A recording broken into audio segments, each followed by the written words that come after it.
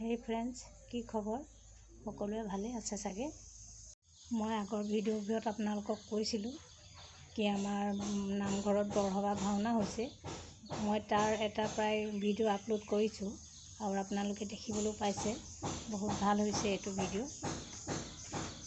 মই ইয়াতে এটা কথা ক'বলৈ পাই খুব সুখী হৈছোঁ, কিয়নো আমাৰ আশপতীয়া গাঁৱৰ সকলোবোৰ মানুহ, লাগিলে বুঢ়াই হওক ডেকাই হওক, সকলো ক্ষেত্ৰতে আগবঢ়া, সকলো কলা কৃষ্টিতে তেওঁলোক আগবঢ়া।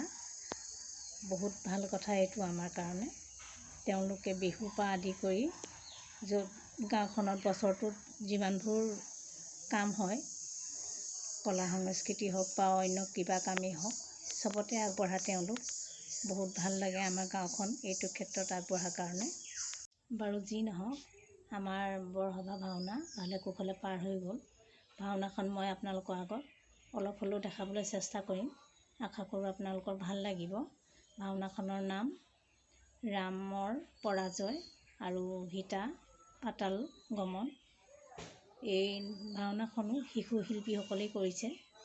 আশা কৰোঁ আপোনালোকৰ খুব ভাল লাগিব আৰু মোৰ ভিডিঅ'টো আপোনালোকৰ ভাল লাগে যদি লাইক কমেণ্ট শ্বেয়াৰ আৰু লগতে ছাবস্ক্ৰাইব কৰি দিব বুলি আশা কৰিলোঁ।